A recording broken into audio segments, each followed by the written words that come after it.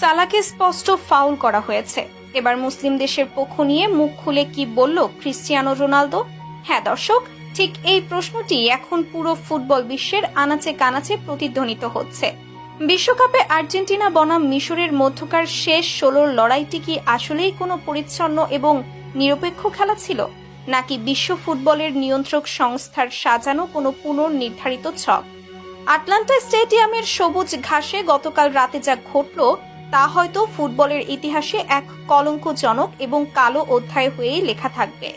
মিশরের রূপকথার মতো এক জয়কে কিভাবে রেফারির বাঁশির জাদুতে দিনের আলোতে ছিনতাই করে নেওয়া হলো তা দেখে আজ স্তব্ধ পুরো দুনিয়া। আর এই চরম অবিচার এবং নির্লজ্জ পক্ষপাতিত্বের পর আর চুপ থাকতে পারলেন না পর্তুগিজ মহাতারকা ক্রিস্টিয়ানো রোনালদো।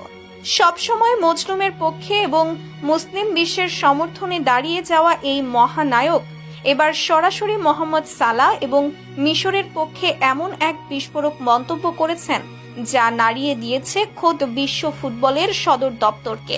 রোনালদো ঠিক কি বলেছেন তা জানার আগে চলুন দেখে নেই মাঠের ভেতরের সেই ভয়ঙ্কর প্রহসনের আসল চিত্রটি।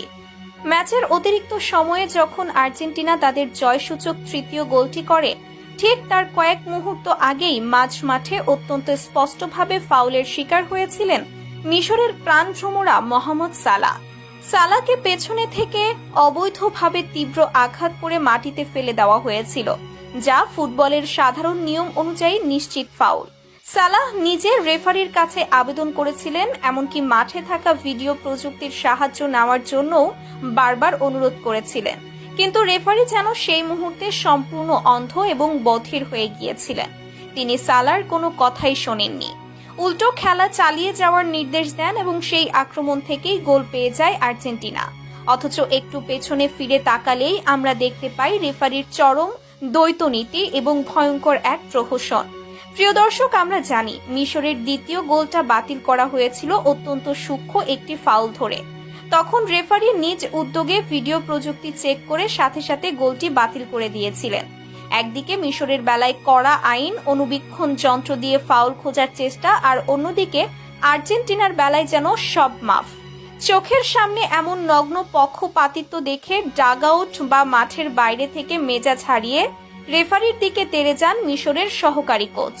মিশরের সহকারী কোচের এভাবে রেগে যাওয়াটা একদম স্বাভাবিক ব্যাপার ছিল, কারণ চোখের সামনে নিজের দেশের এমন সর্বনাশ এবং এত বড় একটা অবিচার কোনো দেশপ্রেমিকের পক্ষেই মেনে নেওয়া সম্ভব নয়, যার ফলে তাকে উল্টো লাল কার্ড দেখিয়ে